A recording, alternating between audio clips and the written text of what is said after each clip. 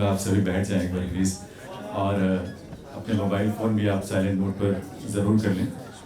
एक बहुत गंभीर विषय, बहुत व्यापक विषय, यानी स्वतंत्रता का अर्थ क्या है व्यक्तिगत संदर्भों में और व्यक्तिगत यानी सापेक्षिक रूप से उसका क्या महत्व है या उसकी क्या परिभाषा हो सकती है। बहुत प्रख्यात विद्वज्जनों के माध्यम से उसके मर्म को समझने का अवसर हम सबको मिलेगा। साहित्य अकादमी नई दिल्ली ने राष्ट्रीय स्तर का नहीं बल्कि अंतर्राष्ट्रीय स्तर का ये आयोजन किया है जिसमें आप सबकी सहभागिता है। और इस सत्र में बिना किसी विलंब के हम जो पहला सत्र है हमारा नियमित सत्रों में उसकी हम शुरुआत करने जा रहे हैं, जिसका विषय जैसे कि मैंने आपको पहले भी बताया, मेरे लिए स्वतंत्रता का अर्थ। और इसमें मैं निवेदन करूंगा मंच पर आकर स्थान ग्रहण करने के लिए श्री अर्जुन देव चारण जी, गौर हरिदास जी, बद्रीनारायण जी, शरण कुमार लिम्बाले जी, मृत्युंजय सिंह जी। आप सभी से मैं निवेदन करूंगा कि आप सभी मंच पर आकर अपना स्थान ग्रहण करें ताकि इस सत्र की हम शुरुआत आप सबके माध्यम से स्वतंत्रता के मर्म को समझने की प्रयास के रूप में कर सकें।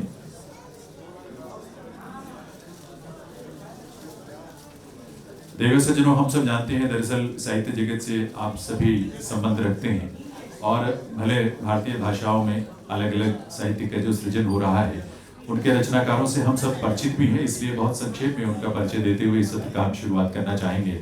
समय का भी अभाव है क्योंकि हम पहले से थोड़ा विलंब से चल रहे हैं और इसीलिए एक बार सभी विराजमान हैं तो आपकी तालियां जरूर बजनी चाहिए। कर्तव्य के साथ आइए अभिनंदन करें, वंदन करें इन सभी विभूतियों को जो स्वतंत्रता के मर्म से हमें परिचित कराएंगे अपने व्यक्तिगत अनुभवों से, अपने व्यक्तिगत ज्ञान से।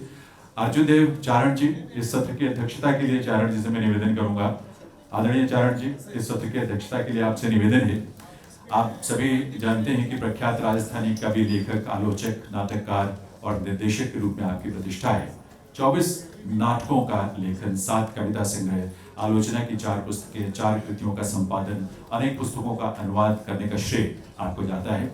साहित्य अकादमी पुरस्कार, संगीत नाटक अकादमी पुरस्कार सहित बहुत सारे सम्मान और पुरस्कार आपको मिले हैं। हमारे लिए सौभाग्य की बात है कि इस सत्र की अध्यक्षता आप कर रहे हैं। स्वागत अर्जुन देव चारण जी का आपके कर्तव्य के साथ। देवियों से बद्री नारायण जी यहाँ मंच पर हम सबके बीच विराजमान हैं, जो कि हिंदी के बहुत ही प्रतिष्ठित कवि, सामाजिक इतिहास और सांस्कृतिक विज्ञान के विशेषज्ञ के रूप में प्रतिष्ठित हैं। आपके जो प्रमुख कविता संग्रह हैं, खुदाई में हिंसा, शब्द पदियम और सच सुने कई दिन हुए, इस तरह के बहुत ही चर्चित रचनाएं आपने रची हैं। भारत भूषण अग्रवाल पुरस्कार, केदार सम्मान, स्पंदन कृति सम्मान, राष्ट्र कवि दिनकर पुरस्कार, शमशेर सम्मान और मीरा स्मृति सम्मान, ऐसे अनेक प्रतिष्ठित सम्मान आपको प्राप्त हो चुके हैं। शरण कुमार लिम्बाले जी, वे भी हम सबके बीच विराजमान हैं मंच पर। शरण कुमार लिम्बाले जी मराठी के प्रख्यात लेखक, कवि और साहित्यकार के रूप में और समालोचक के रूप में जाने जाते हैं। 60 से भी अधिक पुस्तकें आपने लिखी हैं और आपको अपनी आत्मकथा अकर माशी के लिए जाना जाता है, जिसका अनुवाद अनेक भारतीय भाषाओं में हो चुका है। आपकी आलोचनात्मक कृति towards an ethics of Dalit literature, Dalit साहित्य पर किया गया एक बहुत ही प्रमुख काम के रूप में उसकी प्रतिष्ठा है। आपके उपन्यास सनातन के लिए वर्ष 2020 में सरस्वती सम्मान मिला।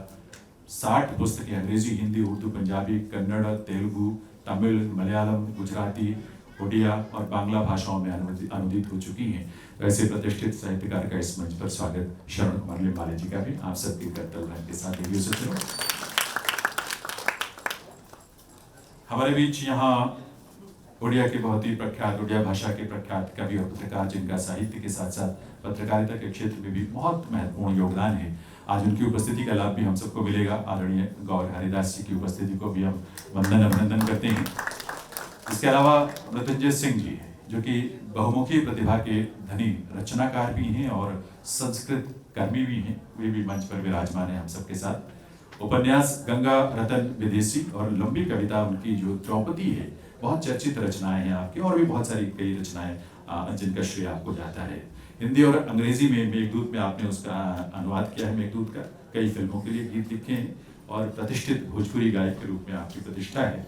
तो इस सत्र में आपका भी हम हार्दिक स्वागत अभिनंदन करते हैं और औपचारिक और विधिवत रूप से इन सभी का सम्मान करने के लिए मैं निवेदन करूंगा डॉक्टर के श्रीनिवास राव साहब से, हमारे सचिव साहित्य अकादमी के, कि वे इसका सत्र की अध्यक्षता कर रहे हैं आदरणीय चारण जी, और सभी साहित्यकारों को अंगवस्त्र भेंट करके उनका सम्मान करें, उनका अभिनंदन करें। ऐसे रचनाकार जिन्होंने अपने कलम से साहित्य को ही नहीं बल्कि साहित्य के साथ साथ समाज को भी निर्देशित किया है, उसे समृद्ध किया है, ऐसी विभूतियों का इस अवसर पर हम मंच पर सम्मान करेंगे। और उसके बाद अध्यक्ष महोदय स्वयं जो है अपने इस चूंकि समय की कमी है, एक बार करतल ध्वनि आप सबकी तरफ से आदरणीय अजय देव चारण जी जो इस सत्र की अध्यक्षता कर रहे हैं, आदरणीय श्रवण कुमार निर्माले जी, गौरहरि दास जी, उनका भी स्वागत अभिनंदन, बद्री नारायण जी,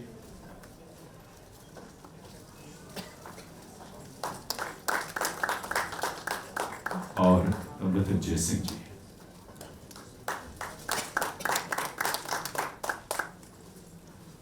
तो अब मैं बिना और समय लिए निवेदन करूंगा आदरणीय अच्युत देव चारण जी से, समय की सीमाओं को ध्यान में रखते हुए इस सत्र का शुभारंभ करें, आरंभिक उद्बोधन, और उसके बाद जिन वक्ताओं को जिस क्रम में वो बुलाएंगे उसके हिसाब से उन्हें सुनने का हम सबको मौका मिलेगा।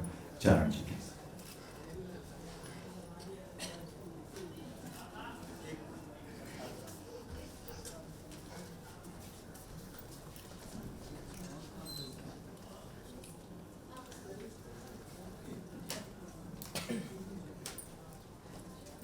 एक बहुत ही महत्वपूर्ण विषय पर बात करने के लिए हम लोग यहाँ एकत्रित हुए हैं। स्वतंत्रता एक ऐसा शब्द है जिसके अलग अलग अनुशासनों में अलग अलग अर्थ मिलते हैं। ये एक अच्छी बात है कि हमारे साथ जो पैनल उपस्थित है वो अपनी अपनी भाषाओं में बहुत ही महत्वपूर्ण रचनाकार के रूप में प्रतिष्ठित हैं, लेकिन उसके साथ ही वो समाज विज्ञान में, संस्कृति में, पत्रकारिता में, ये जो समाज के दूसरे अनुशासन है उनसे भी बहुत गहरे से जुड़े हुए हैं। तो मैं समझता हूँ कि हमें एक बहुत ही रोचक बातचीत सुनने को मिलेगी। साहित्यकार के रूप में स्वतंत्रता को जब हम समझने की कोशिश करते हैं तो क्योंकि साहित्यकार के पास जो उसका माध्यम है वो भाषा होती है, और मैं समझता हूँ कि साहित्यकार को इस दृष्टि से भी सोचना चाहिए, विचार करना चाहिए कि क्या स्वतंत्रता की इस परिभाषा में हम भाषा की स्वतंत्रता को शामिल करते हैं या नहीं। क्योंकि 1947 के बाद जो भाषा का परिदृश्य हमारे देश में बना उसमें बहुत सी महत्वपूर्ण भाषाएं एक तरह से हाशिए पे डाल दी गई। जिन भाषाओं से हमारे देश की राजभाषा का निर्माण हुआ, मांस, मज्जा, रक्त, वो भाषाएं एक तरह से लगभग इन 75 वर्षों में खारिज कर दी गई। मैं जिस भाषा से आता हूं, राजस्थानी से, हम जब भी राजस्थानी की संवैधानिक मान्यता की बात करते हैं तो हमारे सामने एक बड़ा प्रश्न खड़ा किया जाता है कि इससे हिंदी का अहित होगा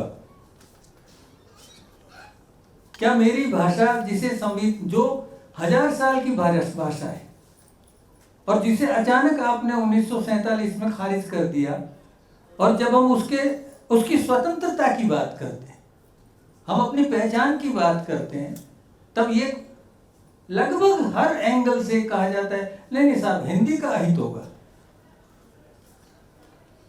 क्या इस स्वतंत्रता पे इन 75 वर्षों के बाद आज विचार किया जाना चाहिए कि नहीं?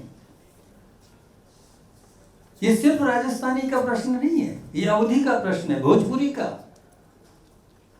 बुंदेली, बघेली, मगही, ब्रिज एक इतनी समर्थ भाषा थी।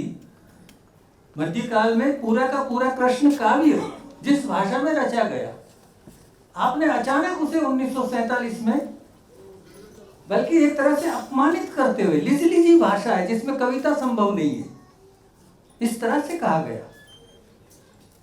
तो क्या भाषा की स्वतंत्रता एक लेखक के लिए, जिसे मैं मानता हूं कि मेरे लिए स्वतंत्रता का अर्थ है मेरी भाषा की स्वतंत्रता। अच्छी बात यह है, मैं तो कुछ बिंदु आपके सामने रख रहा हूं। अच्छी बात यह है कि हमारे साथ जो पैनल है वो इन सब चीज़ों पे निश्चित रूप से विचार करेगा। मैं सबसे पहले हिंदी के बहुत ही महत्वपूर्ण कवि आधुनिक समय के श्री बद्री नारायण से अनुरोध करता हूं कि वो इस पे अपना वक्तव्य रखें। धन्यवाद आदरणीय चारण जी। जो मैं चारण जी ने बहुत अच्छे से शुरुआत की और बताया कि कैसे साहित्यकार की या कवि की जो भाषा ही एक डिवाइस है जिससे वो काम करता है। अगर वो छीन लिया जाए तो उसके पास कुछ नहीं रहेगा। तो उसकी जो आज़ादी का प्रश्न है या स्वतंत्रता का प्रश्न है वो भाषा से जुड़ा हुआ है। मैं याद कर रहा था कि अपने गाँव में मैं गाँव का रहने वाला हूँ। जब गांव में रहता था तो कभी कोई शब्द मैंने स्वतंत्रता सुनी है कि नहीं सुनी है, या आज़ादी सुनी है कि नहीं सुनी है। तो मुझे लगता है कि उस शब्द की शायद जरूरत नहीं थी। वो शब्द हमारे जीवन में था ही नहीं, क्योंकि जीवन था, सोशल नॉर्म्स थे, उस आधार पे हम लोग काम करते थे। कभी कभी जिसे छूट, कभी कभी चुरा के भाग जाना, कभी इधर उधर कर लेते थे, लेकिन स्वतंत्रता शब्द कभी भी वहाँ के जीवन में नहीं था। ये जब हम आगे पढ़ने गए स्कूल में, आगे के जब शहर में गए तो वहाँ पे पाठ्य पुस्तक में मुझे आज़ादी की लड़ाई, स्वतंत्रता, तो ये सारे शब्द हमें ये लर्न रियलिटी के रूप में हमें मिले, जो हमारे साथ हमारे जीवन में उस तरह से अस्तित्विक शब्द नहीं थे उस समय। इसका मतलब जब हम चेतस होते हैं तब हमें इन शब्दों की ज़रूरत होती है। जब हमारी चेतना जगती है तब हमें इस तरह के शब्दों की ज़रूरत होती है। तो चेतना जब जगी और तब हमें लगा कि नहीं, स्वतंत्रता का मतलब है। आप देखिए प्री कॉलोनियल टाइम में जब आज़ादी की लड़ाई नहीं थी और उसके समय में गुलामी होते थे, गुलाम होते थे, तो गुलामों की मुक्ति हो जाती थे। वहाँ पर स्वतंत्रता प्रोसेसुअल स्वतंत्रता नहीं थी। स्वतंत्रता एक इवेंट के रूप में होती थी, एक घटना के रूप में, क्वालिटी के रूप में, कि आपको एक मुक्ति मिल गई है, कुछ चीज़ घटित हो गया। लेकिन आज हमारे जीवन में स्वतंत्रता प्रोसेसुअल है। हर क्षण आप अपने को अस्वतंत्र फील करते हैं और हर क्षण आप स्वतंत्र फील करना चाहते हैं। तो क्योंकि आप अपने पूरे जीवन को ही एक इस फ्रेम में हम देखते हैं जिसमें एक हर जगह हमें एक स्वतंत्रता की चाह होती है। काम से, नौकरी से, इतने घंटे चाहिए, इतने नहीं चाहिए, हर जगह स्वतंत्रता अब आपके लिए इतना जरूरी शब्द हो गया है कि उसके बिना हमारा जीवन क्योंकि संभव नहीं है। क्योंकि सोसाइटी बहुत कॉम्प्लेक्स हो गई है और समाज बहुत पहले का समाज बहुत सिंपल समाज था, जिसमें विघटन के स्पेसेस कम थे। आज इतने तरह से कॉम्प्लेक्सिटीज हैं कि स्वतंत्रता के शब्द का अर्थ आज प्रक्रियात्मक हो गया है। और जैसा हम सब जानते हैं कि स्वतंत्रता जो है वो एक तरह से कॉन्टेक्चुअल शब्द है और तुलनात्मक है। जैसे कहीं एक ट्राइबल को जब वो गांव से आता है अपने जंगल से और भोपाल में आएगा तो अपने उसके लिए स्वतंत्रता और स्वतंत्रता का अर्थ बदल जाएगा, क्योंकि वहाँ उसके जीवन की जो स्वतंत्रता है वो यहाँ आके बाधित होती है।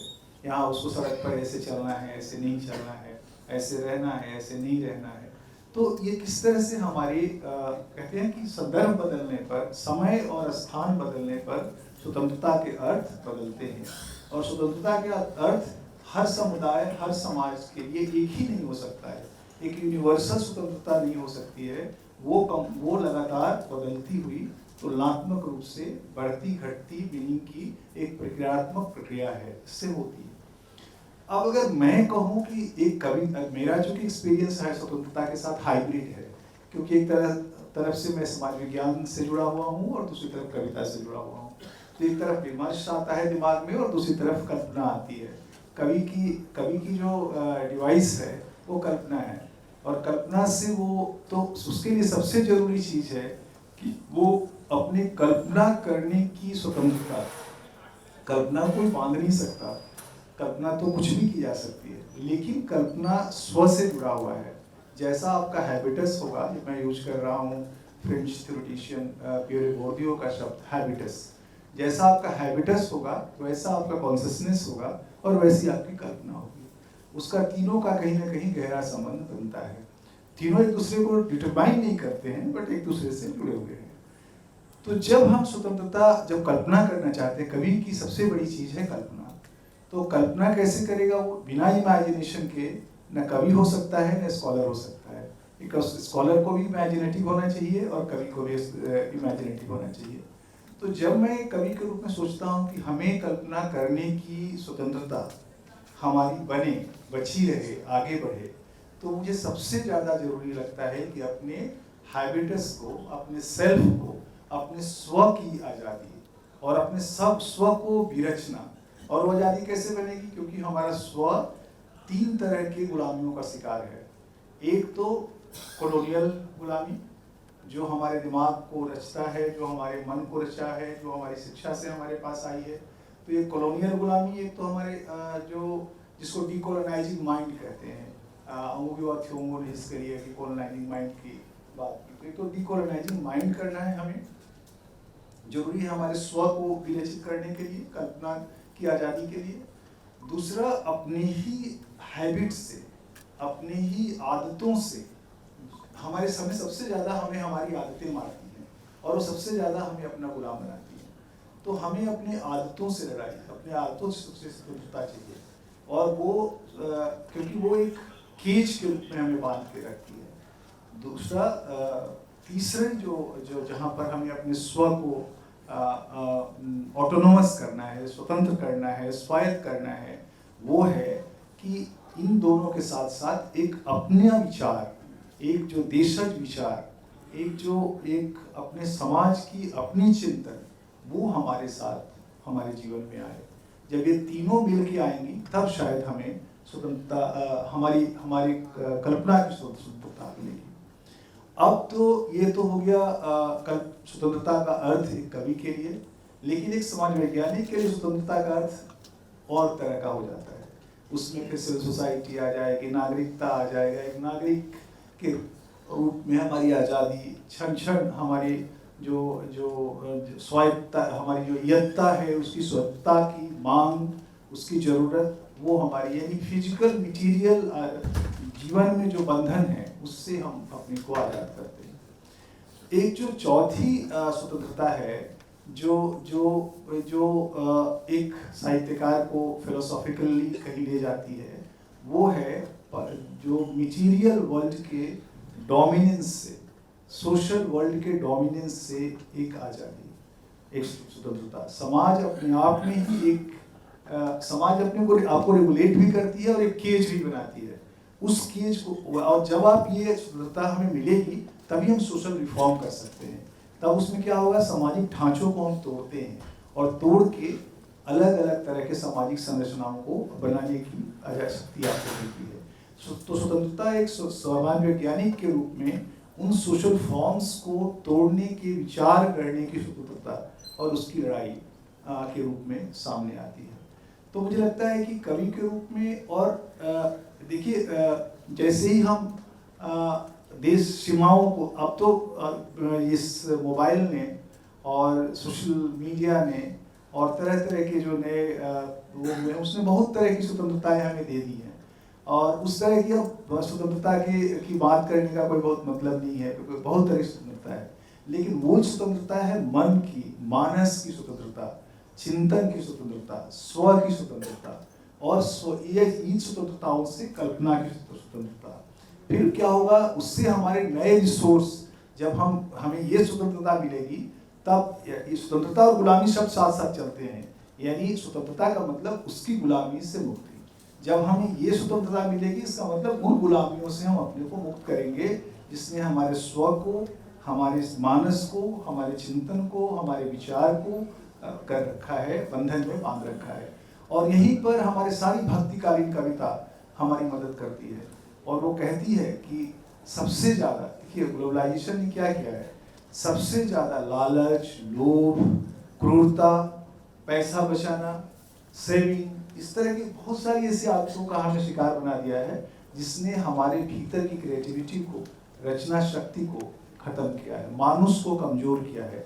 तो मुझे लगता है कि हमारी स्वतंत्रता का अर्थ इस तरह की प्रवृत्तियों से भी अपने को स्वतंत्र करना है, जो कि बहुत कठिन है।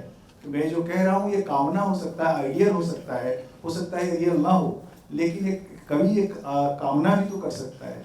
तो ये कामना जो है कि इस तरह की जो ग्लोबलाइजेशन के दौर में, बाजार के इस तरह के आक्रामक दबाव के दौर में जो इस तरह के भाव बने हैं हमारे भीतर, उन भावों से कैसे हम अपनी स्वतंत्रता हासिल करें, ये एक बौद्धिक के रूप में, एक कवि के रूप में एक जरूरी सवाल है।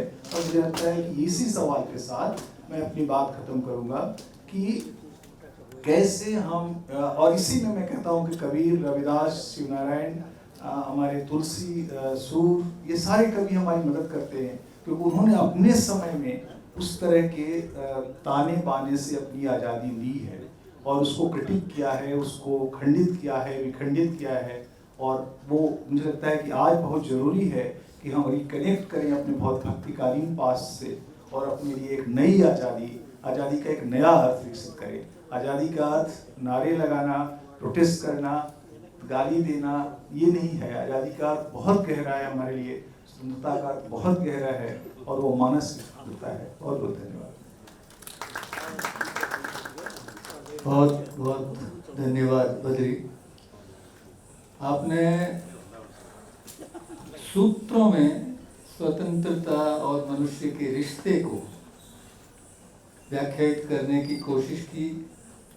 डिकोलोनाइजेशन से बात शुरू करके और ग्लोबलाइजेशन के खतरे जो हैं, जो मनुष्य को किस तरह से गुलाम बनाने की और डालते हैं, और जिसमें आदमी कभी विचार ही नहीं करता कि स्वतंत्रता को इस तरह से भी देखा जाता है, देखा जाना चाहिए।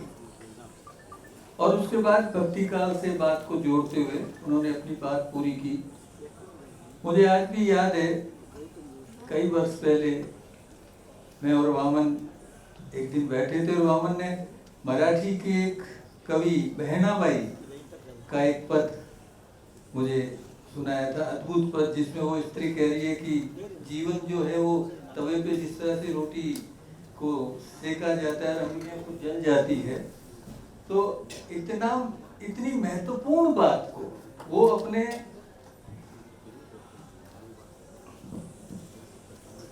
जीवन में घटित स्थितियों को किस तरह से देखती है और उसके भीतर से स्त्री के संघर्ष को किस तरह से अभिव्यक्त करती है, और उस अभिव्यक्ति में कहीं ना कहीं उसकी स्वतंत्रता का बोध छुपा हुआ है।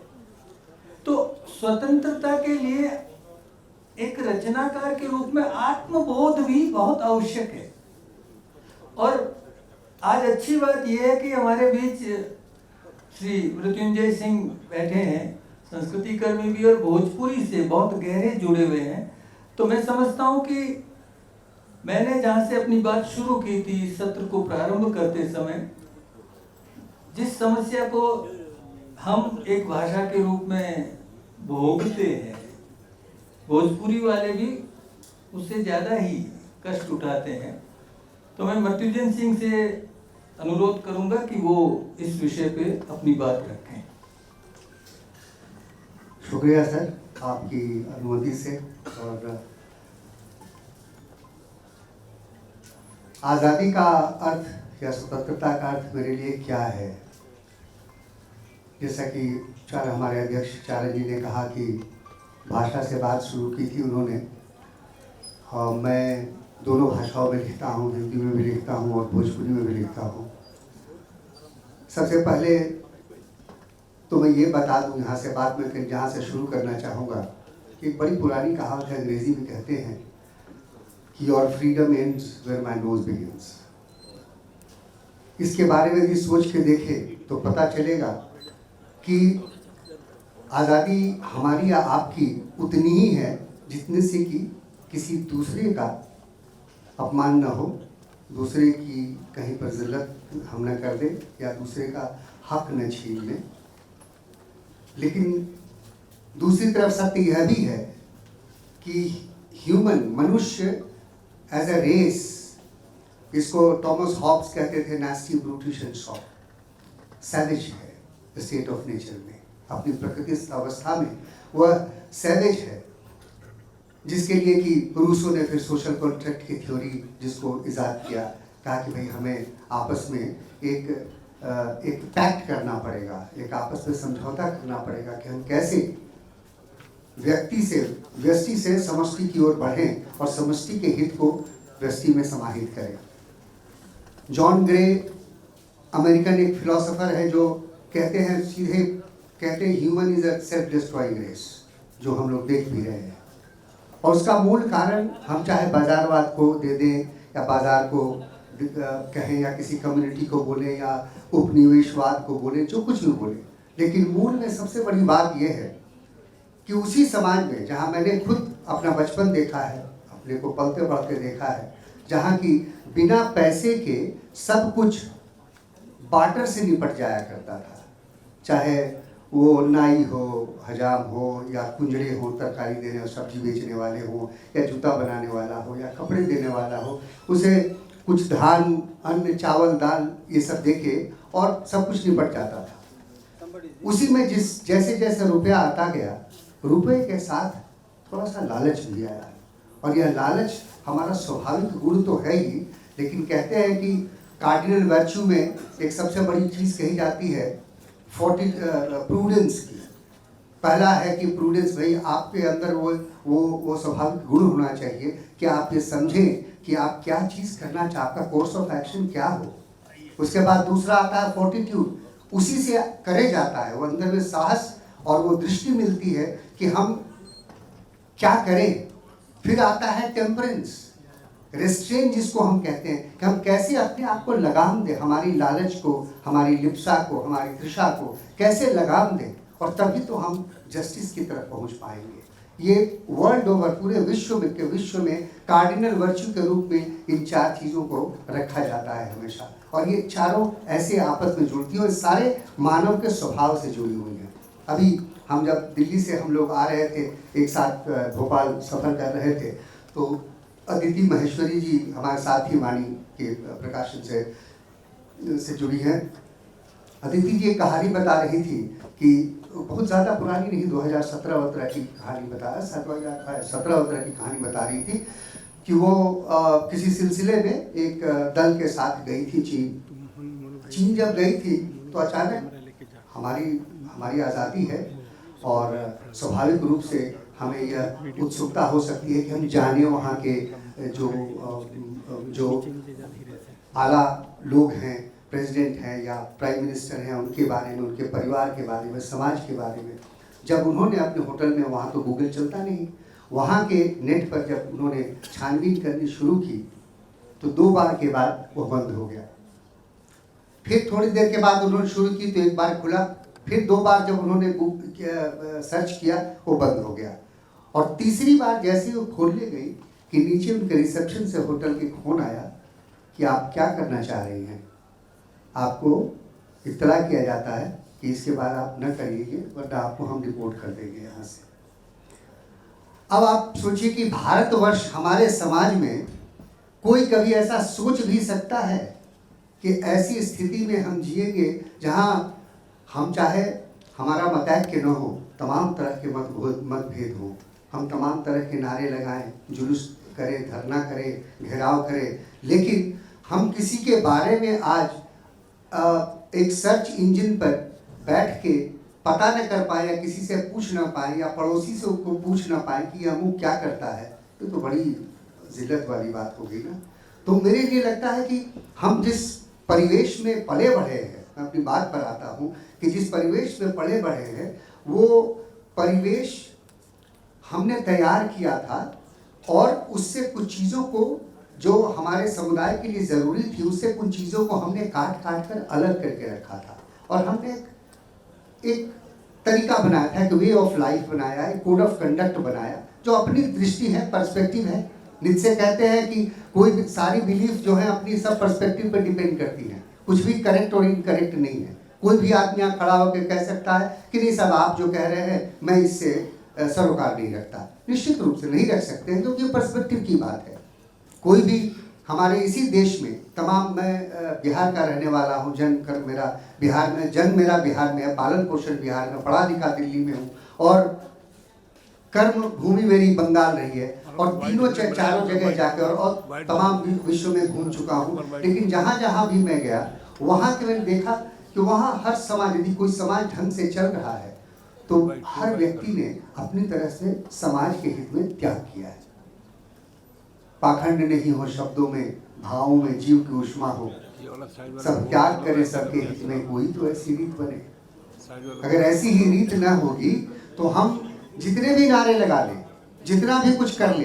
अब आज जैसे हमारे अध्यक्ष महोदय ने, चारण साहब ने भाषा की बात की, हम भोजपुरी भाषी बड़े दुखित रहते हैं, लेकिन उसकी वजह से हम लिखना या रचना तो न छोड़ देंगे। मैं अक्सर कहता हूँ भोजपुरी में जो हम लोग नवही कहते हैं, नए लड़के कभी पूछते हैं कि हमें क्या करना चाहिए, तो मैं एक ही चीज़ कहता हूँ कि यदि टैगोर या बंकिम चंद्र या शरद चंद्र या काजी नजरुल इस्लाम या माइकल मधुसूदन यदि यही सोचते रहते कि हमें संविधान की 8वीं अनुसूची में कब मेरी भाषा को जगह मिलेगी, तो बंगला में ये साहित्य जो रचा गया होता, जो रचा गया है। तो मैं हमेशा इनको कहता हूँ कि आप हमारी भाषा, अपनी भाषा मैं रचता रहूँगा, क्योंकि और करूँगा क्या, मजबूरी है हमारी। एक भोजपुरी भाषी या एक राजस्थानी भाषी या एक अवधी भाषी, वो अवधि में ही तो उसकी भावना उमड़ के आएगी, या एक डोगरी भाषी, उसकी भावना तो उमड़ के उसी भाषा में आएगी। जिस भाषा में आएगी उसी भाषा में ही हम सबसे अच्छा लिख सकते हैं। हम कितनी भी कोशिश कर लें, अंग्रेजी में भाषण दे सकता हूँ, अंग्रेजी में हम चिट्ठियाँ लिख सकते हैं, सब कुछ कर सकते हैं, बट अंग्रेजी में साहित्य नहीं रच सकते, क्योंकि साहित्य में जिस मानव भावना को का जो प्रसार होता है, जो चाहिए होना चाहिए, वो हमें किसी तरह से नहीं दे पाऊंगा, क्योंकि मेरी भाषा ही नहीं है। तो इसलिए मेरे हिसाब से मैं जो सोचता हूँ कि हमारी आज़ादी जो हमारे लिए है, वो अगर इसी आदमी को तभी समझ में आएगा जब एक धुएं से भरे घर से कमरे में जब आप घुट रहे हो और अचानक से किसी तरह छटपटाते हुए आपको बाहर निकलने का मौका मिले, तो जो एहसास होता है, पहला हवा जो आती है, पहला गश जो एयर वो का आता है सांस की, वो है हमारी आज़ादी। अगर वो न मिलता हो तो किसी भी तरह के कोई भी व्यवस्था हम कर लें, जितना भी ताना बाना हम बुन लें अच्छे से अच्छा, जितना भी आकर्षक नाटक बना लें, कर लें, लोगों को रिझा लें, कुछ होने वाला नहीं। होगा तो तभी जब यह एहसास मन में आए कि यह हवा बड़ी अच्छी है, इसे लेकर सांस लेकर मुझे बड़ा अच्छा लगा। तो अभी भी जैसे विश्वविद्यालयों में या सड़कों पर तमाम नारे जुलूस लगते हैं और कवियों को भी कहा जाता है, कभी दोष दिया जाता है। हमारे कई सीनियर कवि यहाँ हैं, लोग कहते हैं अमुक जगह इतनी बड़ी घटना हो गई और आपके कवि कुछ कह ही नहीं रहे, आपके लेखक कुछ कह ही नहीं रहे। मैं उनको हमेशा जवाब देता हूँ एक ही बात कि कवि और लेखक का काम प्रतिक्रिया देना नहीं है कि वो हर बात को उठ के और एक एक को जवाब देते रहे। वो तो एक समग्रता को लेकर चलते हैं। जब उनके अंदर का कवि रोता है, जब उनकी संवेदना आहत होती है और रोता है, उसमें जो उसकी आंच में जो पकता है, वह जब निकल कर आता है तो वो किसी एक व्यक्ति के खिलाफ या किसी एक समुदाय के खिलाफ नहीं हो सकता। वो उस व्यवस्था के खिलाफ है जिसका अंश मैं भी हूँ, उतना ही हूँ जितना कि आप सब हैं। अगर कुछ बिगड़ रहा है, जैसे बद्री भाई ने भी कहा कि बाजार के बारे में कि कैसे बाजार आने से हमारी लालच लिप्सा बढ़ती गई हैं और हम उसमें जिसको कहते हैं कि गेटिंग सक्ड इन, उसमें खींचते चले गए हैं। तो यह कमजोरी तो हमारी है, और ये कमजोरी जो हमारी है उसे तो हमें खुद ही लगाम देना पड़ेगा, खुद ही ठीक करना पड़ेगा। आज यदि पढ़ने की कहते हैं लोग कि आज कविताएं नहीं पढ़ी जा रही हैं, और कविताओं के भाव कुछ इधर उधर हो रहे हैं, और आज़ादी का स्वर नहीं निकल कर आ रहा है, प्रतिरोध होना चाहिए। कविता तो होती ही प्रतिरोध के लिए। कौन सा साहित्य है, कौन सी कविता है जिसमें प्रतिवाद नहीं होता, चाहे वो खुद से भी क्यों ना हो। कई बार मुक्तिबोध तो खुद ही से प्रतिवाद करते रहे, जो जब कहते रहे वो कि उद्रम भरी बन गए भूतों की शादी में कना से मन गए न व्यभिचारियों के हम बिस्तर, आदर्शवादी मन है सिद्धार्थवादी मन। तक क्या किया, कवि की लिखी हुई कविता है, और आज भी वही अनात्मवादी बने एक तरह से हम घूम रहे हैं ना। लेकिन यह सजगता मन में, यह जो चांचल्य बना रहे, और ये सजग रहे मेरा मन कि यह गड़बड़ हो रहा है। जब तक हम सचेत रहेंगे इस बात के, बड़े बड़े साधु ऋषि मुनि ध्यान लगाने को कहते हैं तो क्या कहते हैं, अपने सांस को पर ध्यान लगाओ। कहने का अर्थ क्या है, एक कोई भी चीज यदि हम सचेत हो गए उसके प्रति, तो पहले समाधान का पहला कदम, पहला सोपान तो उसी समय हम चढ़ेंगे। तो मेरा ख्याल है कि आज़ादी मेरे लिए ही मायने रखती है, और आप सबसे यदि मैं जुड़ पाया हूँ तो मुझे लगता है कि मैं कुछ अपनी बात कह पाया। और इतना कह के मैं फिर अगले वक्ता को विराम देना चाहूँगा, अपनी वाणी को, और अगले वक्ता की तरफ। धन्यवाद मृत्युंजय सिंह जी। आपने यजमानी प्रथा से अपनी बात प्रारंभ की।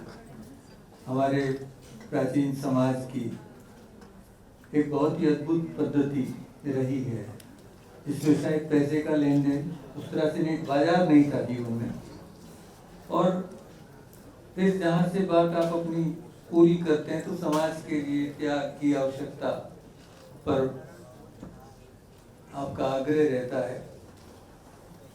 रचनाकार जो है वो अपने स्व की प्रतिष्ठा में हमेशा पर की चिंता करता रहता है। ऐसा नहीं है कि वो सिर्फ अपने लिए ही स्वतंत्रता चाहता है। उसकी स्वतंत्रता का अर्थ ही ये है कि सबके लिए स्वतंत्रता, वो मांग वही करता है, अन्यथा वो रचनाकार है ही नहीं। मैं हमारे साथ हमारे समय के बहुत महत्वपूर्ण रचनाकार श्री शरण कुमार लिंबाले जी बैठे हैं। मैं उनसे आग्रह करूंगा कि इस विषय पे वो अपनी बात कहें।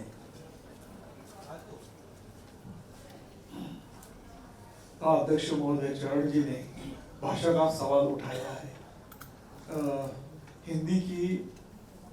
हिंदी का हित और अहिंदी भाषाओं का अहित, इसके लेकर जो हमेशा बहस होती है उसके बारे में हम बोल रहे हैं, और साथ साथ स्वतंत्रता के बारे में भी बोल रहे हैं।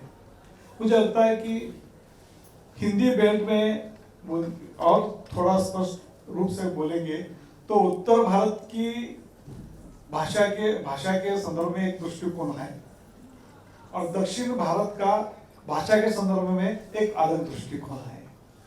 उत्तर भारत हिंदी को केंद्र में रखकर सोचते हैं, और दक्षिण भारत अंग्रेजी को केंद्र में रखकर सोचते हैं। ऐसा मुझे हमेशा लगता है। जब मेरी किताबें हिंदी में आई, मैं मराठी का लेखक हूँ, हिंदी में मेरे 16-17 किताबें हैं, तब मुझे लगा कि राष्ट्रीय भाषा में मेरी किताबें आई, मैं राष्ट्रीय लेखक बन गया। मुझे बहुत गर्व होने लगा कि मैं राष्ट्रीय लेखक बन गया, क्योंकि राष्ट्रीय भाषा में छप गई है। अभी पूरा देश मुझे राष्ट्रीय लेखक बोल रहा है, मगर ऐसा नहीं है बिल्कुल कि जब मेरी किताबें हिंदी में आई तो मुझे हिंदी बेल्ट के इन्विटेशंस आते थे। दक्षिण भारत से कुछ भी इन्विटेशन नहीं आता था। जब मेरी किताबें अंग्रेजी में गई तब मुझे इन्विटेशन आने लगे, तमिल से, अपने तमिलनाडु से, केरल से, आंध्र से, कर्नाटक से। और जब मैं उधर जाता हिंदी में बोलने की कोशिश करता था, वो बोलते थे नहीं, हिंदी में नहीं, अंग्रेजी में बोलो। ये भाषा का उत्तर भारत का एक नजरिया अलग है भाषा की तरफ देखने का, और दक्षिण भारत का एक नजरिया अलग है। इससे हटकर जो मार्जिनलाइज्ड पीपल है उनका एक नजरिया अलग है। आप हमारे भाषा पे अलग नजरिए से देखते हैं। भाई हम जब लिखने लगे, या लक्ष्मण गायकवाड़ है, उनकी किताब का नाम है उठाएंगे उचल्या, ये उठा कुछ भी उठा के लेके जाने वाले, चोरी करने वाले, ऐसा नाम दे दिया। मेरा किताब का नाम है अक्करबाशी। प्रकाशक डरने लगा, अरे किताब का नाम गाली गलौज कैसे कह देते हैं? अरे भाई मैं गाली गलौज से ही पहचाना जाता हूँ। अभी व्हाइट हाउस कट्टी में लीजिए, उनकी किताब आई है जंगली कुलगुरु की कथा। जंगली कुलगुरु है ना, एक हमारी भाषा है। हमारी भाषा में गाली गलौज है, और आप लोग बोलते हैं एक गंदी गटारा है, एक गंदे लोग हैं, इनकी भाषा गंदी है, इनकी संस्कृति गंदी है, इनके तरफ मत जाओ, इनके साथ संबंध मत रखो। फिर हम उस भाषा में लिखे। लेखक कौन से भाषा में लिखता ये महत्व का नहीं है, क्योंकि मैंने गाली गलौज में लिखा है, और वो भाषा मेरी किताब जब बाकी के लोग पढ़ते थे तो उस पर अंडरलाइन, मैं जब लाइब्रेरी में जाता तो जब किसी कार्यक्रम में जाता कॉलेज में, तो मैं लाइब्रेरी में जाके मेरी किताब देखता था। किताब पर इतने अंडरलाइन और फर्स्ट पर पेज पर लिखा होता कि ये बहुत गंदी किताब है, मत पढ़ो। और बहुत ही स्लैंग लैंग्वेज में मेरी भाषा में थी। फिर मैं जब मेरी किताब मेरी बच्चे पढ़ने लगे तो उनको भी मेरी किताब समझ में आने नहीं लगी। अभी आदिवासियों की भाषा, दलितों की जो बोली भाषा है वो मरने लगी है। स्टैंडर्ड लैंग्वेज और बड़ी भाषाओं का राज्य चला है। भारत के हर भाषा में मेरा साहित्य है, तो मैं किसी भाषा को मैं दोष देना नहीं चाहूँगा। हर भाषा अच्छी है अपने अपने जगह पर, मगर लेखक कैसा लिखता है, क्यों लिखता है, उस पर निर्भर करता है कि उसका लेखन का कितना महत्व है। वो कौन से भाषा में लिखता है इसका महत्व नहीं होता है। वो दिल्ली में बैठकर लिख रहा है या देहात में बैठकर लिख रहा है, कौन से स्थान से लिख रहा है ये महत्व क्या नहीं होता है। अगली जंगल में बैठकर भी लिख रहा है और उसके लिखने में कोई दम हो, ताकत हो, तो उसका साहित्य हर भाषा में जाता है। अंग्रेजी में मेरी किताबें गई, सब तरफ गई है। क्यों? मैं तो एक जो झोपड़ी में रहता था, गांव के बाहर रहता था, मेरी भाषा को गाली गलौज बोलते। गटार साहित्य में मत लेके आओ, एक गंदी गटार है। सरस्वती का प्रवाह है मेन स्ट्रीम, अब तुम क्या गंदी गटार हमारे इसमें ला रहे हो। मेन स्ट्रीम राष्ट्रीय प्रवाह और हमारा गटर प्रवाह है। अभी हमने बोला कि भाई तुम्हारा राष्ट्रीय प्रवाह हमें नहीं चाहिए, हम गटर प्रवाह ही लेके जाएंगे। और इतना हम ताकतवर बना, हम लोगों की बात कर रहे थे, समाज की बात कर रहे थे, गुलामी के खिलाफ बोल रहे थे। हमारी बात उठ गई, फिर डर गए मेन स्ट्रीम वाले, भाई अंदर आप अलग मत रहो। नहीं, आप क्या बात करते हैं? स्वतंत्रता आकाश से उतरती नहीं है, स्वतंत्रता लोगों के हक अधिकारों से जन्म लेती है। स्वतंत्रता जीने की प्रेरणा है। ये मैं कभी सोचता हूँ कि हमारे देश को आजादी मिलके 150 साल, हमें जो आजादी मिले है 150 साल की जो व्यवस्था थी अंग्रेजों की, उसके खिलाफ लड़कर मिली है, हम आजाद हो गए। ये झूठ है, मुझे झूठ लगता है। हमने लड़ाई किसके साथ की? 150 साल के गुलामी के खिलाफ। मैं ये बात उठाना चाहता हूँ कि हजारों सालों से जातीय व्यवस्था के कारण हम गुलाम हैं। उस गुलामी के खिलाफ बोलना हमारा फर्ज है। आज हमारा देश जाति प्रधान देश है। जाति डिस्क्रिमिनेशन पर खड़ी है, जाति भेदभाव करती है, जाति स्वतंत्रता के खिलाफ होती है, जाति बंधुता के खिलाफ होती है, जाति समानता के खिलाफ होती है, जाति राष्ट्रीयता का भी खिलाफ होती है। केवल अपने जाति के बारे में भी सोचते हैं, हम राष्ट्र के बारे में सोच ही नहीं सकते। ये मेरा आदमी या अपना आदमी, जाति का आदमी, इतनी सीख हमें जाति से मिलती है। इस जातीय व्यवस्था के खिलाफ बोलना स्वतंत्रता के समर्थन के संदर्भ में बोलना, ऐसा मुझे लगता है। आज आदिवासियों पर अन्याय होते हैं, दलितों पर अन्याय होते हैं। हमारा देश 75 अमृत महोत्सव मना रहा था। अमृत महोत्सव मना रहा था, 15 अगस्त का दिन था, सारा देश अमृत महोत्सव मना रहा था। उसी दिन राजस्थान में एक टीचर ने एक विद्यार्थी को मेरे घर से पानी क्यों पिया, टीचर ऊंची जाति का था, विद्यार्थी नीचे जाति का था, मेरे घर से क्यों पानी पिया, उसे उसका खून कर दिया। 75 साल की आजादी हमारी, और आज हम अमृतकाल की बात कर रहे हैं। मैं गवर्नमेंट के खिलाफ नहीं बोल रहा हूँ, मैं व्यवस्था के खिलाफ नहीं बोल रहा हूँ, मैं गुलामी के खिलाफ बोल रहा हूँ। आज भी मणिपुर के औरतों पर अन्याय अत्याचार हो रहा है और देश उबल रहा है। मैं गुलामी के खिलाफ बोल रहा हूँ। हम राजकीय स्वतंत्रता यानी पॉलिटिकल डेमोक्रेसी में रहते हैं, सोशल डेमोक्रेसी आज भी नहीं है। जब तक हमें सोशल डेमोक्रेसी नहीं मिलेगी तब मुझे देश की आजादी को मैं इतना महत्व नहीं देता। मनुष्य कितना आजाद है, समाज कितना आजाद है, ये महत्व का। किसी भी देश का स्वतंत्र, किसी भी देश की आजादी, उस देश में मनुष्य कितनी आजादी से रह रहा है, कितने आजादी से सोच रहा है, इस पर निर्भर करता है। यदि इस देश में स्त्री पर अन्याय हो रहा है, अल्पसंख्यक पर अन्याय हो रहा है, आदिवासियों पर अन्याय हो रहा है, दलितों पर अन्याय हो रहा है, और हम बोल रहे हैं कि भारत ये बहुत आजादी बहुत सुंदर है, मैं बिल्कुल नहीं मानता। मैं एक बात कहना चाहूंगा कि महात्मा गांधी जी ने कहा कि हमारी भारत माता बहुत महान है, भारत माता बहुत महान है, मगर उसके चेहरे पर जाति के काली धब्बे हैं, ऐसा गांधी जी ने कहा। गांधी जी ने कहा भारत माता महान है, मगर उसके चेहरे पर जाति के काले धब्बे हैं। तब बाबा साहब अम्बेडकर ने कहा, क्या कहा कि भारत माता के चेहरे पर जाति के जो काले धब्बे हैं वो हम हमारे खून से धो देंगे। मैं चाहता हूं कि भारत माता महान हो, भारत माता सुंदर हो, हमारा राष्ट्र महान बने। कब बनेगा?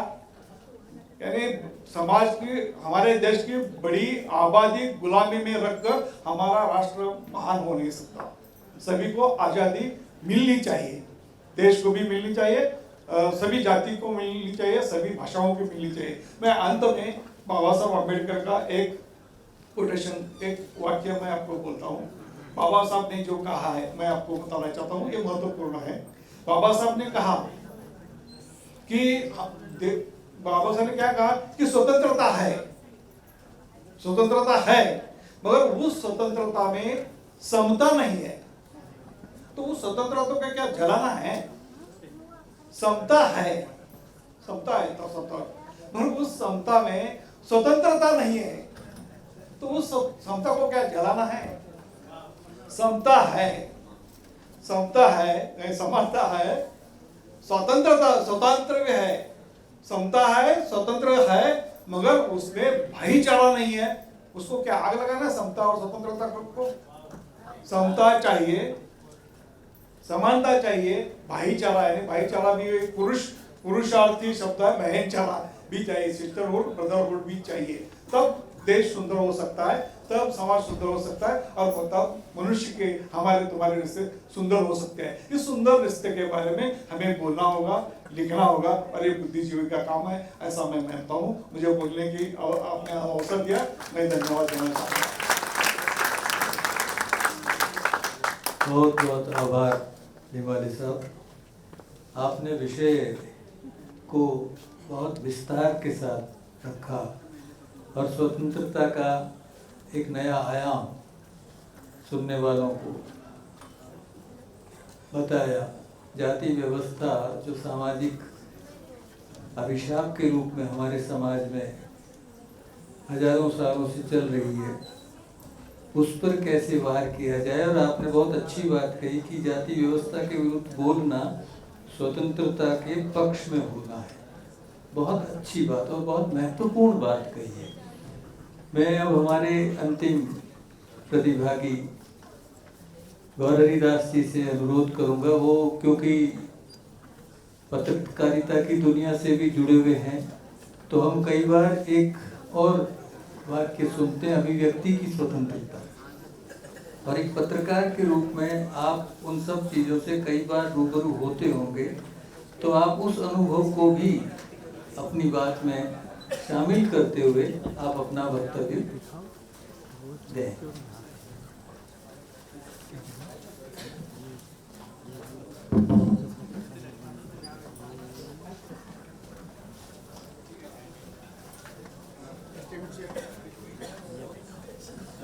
Esteemed Chair Arjun Devacharyan ji, Saran Kumar Limbale ji, Professor Badrinaran ji, और Professor Mrityunjay Singh ji, eminent personalities of the dais, ladies and gentlemen. I wish I could also share some of my personal experiences, as Arjun Devacharyan ji has hinted at. I have paid heavy price for my so-called freedom as a writer or journalist. I have been paying the price. Ramanujan ji here, he has also paid some price. I am happy that most of my Odia friends are here. Thank you so much for solidarity. But I shall not discuss about my personal experience, feelings, because still I believe in Socrates, to live is nothing, to live rightly is everything. I am trying to live rightly on my own terms. So I think I will not take much of your time, maybe within 5 minutes. I will just talk about what I mean as a freedom of a writer. My dear friends, man is born free and everywhere in chains, as Rousseau had said much earlier. The social contract not only summarizes his philosophy, his philosophical system, it also proves how important, how relevant he is till today. All of Rousseau's philosophy is an attempt to find a solution to the problem of alienation. For Rousseau, the only thing that made human different from animals is his free will, something constantly placed in danger whenever man enters into society. We may ignore his warnings for a while if we want to do so, but there is no denial that even though we are born free and we are in 21st centuries, the chains have become more harder. When we are discussing what freedom means to me, I am reminded of the few lines of Rabindranath Tagore, and it is happy, as President has rightly observed, we are having this program in Rabindra Bhavan. He had written, where the mind is without fear and the head is held high, Chitta Jetha Bhaya Shunya, Uccha Jetha Shir.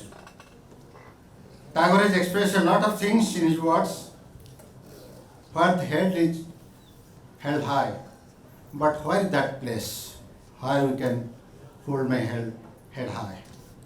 Freedom means to me not only freedom outside, but freedom inside too. Freedom is not only political, it is spiritual freedom, freedom from bias and prejudices. I expect that freedom which gives me a sense of self-dignity and a sense of feeling that is conducive to creativity. Freedom means to me an environment where fellow men and women are treated equally and rewarded for all kind of potentiality. The citizens are allowed to express themselves as the flowers are allowed to bloom in the garden. Freedom means to me to speak without favor and fear, regardless of where I come from. Freedom means to me to question to establishment. As a mankind, as a member of mankind, I believe literature is the parallel history of mankind. Think for a while about those important verses and lines of Ramayana, Mahabharata and Bhagavad Gita. Many of judgments of learned judiciary might have been forgotten, but all important lines of Bhagavad Gita or Mahabharata, Ramayana are still relevant inside courtroom and outside.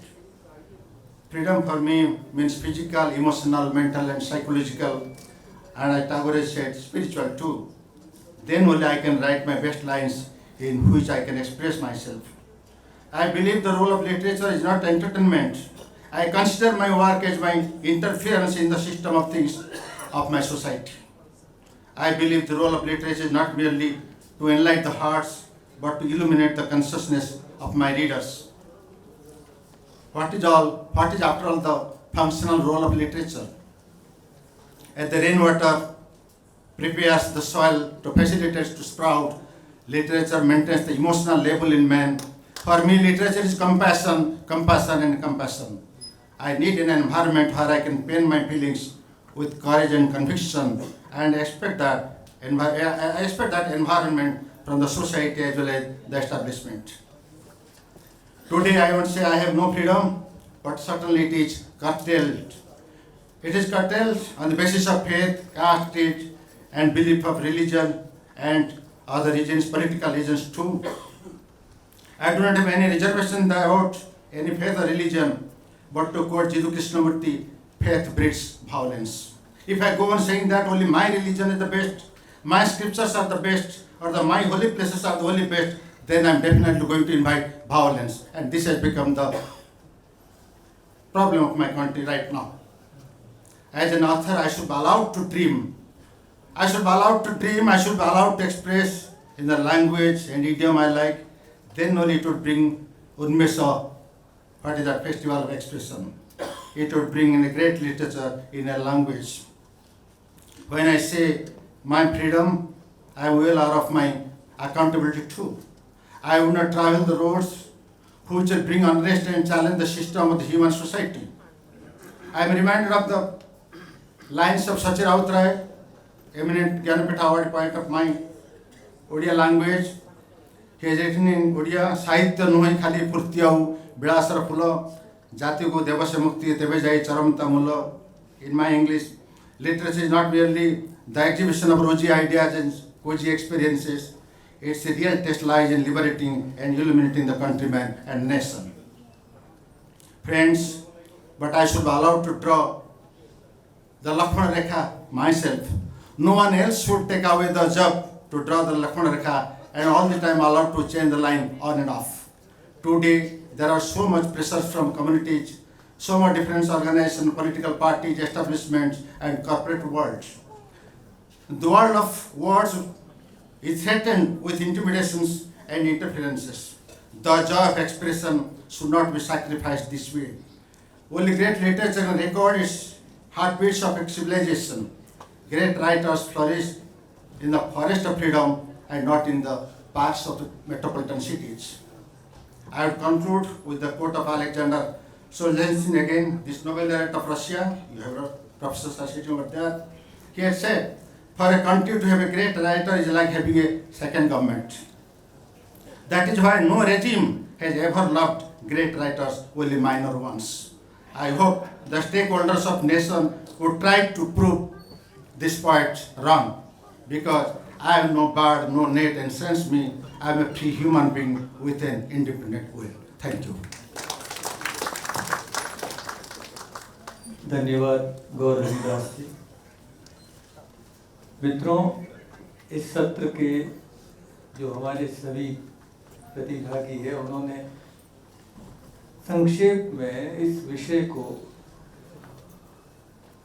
आपके सामने अपने अपने अनुभवों के आधार पर रखने की कोशिश की, और मैं समझता हूँ कि जो सार रूप में उन्होंने बातें कही हैं, उनको जब हम मथने की कोशिश करेंगे तो जो उससे जो नवनीत हमें प्राप्त होगा वो अद्भुत होगा, और उसका स्वाद भी अद्भुत होगा। आप सब लोगों ने इस विषय पर हम सब लोगों को धैर्य के साथ सुना, इसके लिए आप सभी का बहुत बहुत आभार। धन्यवाद।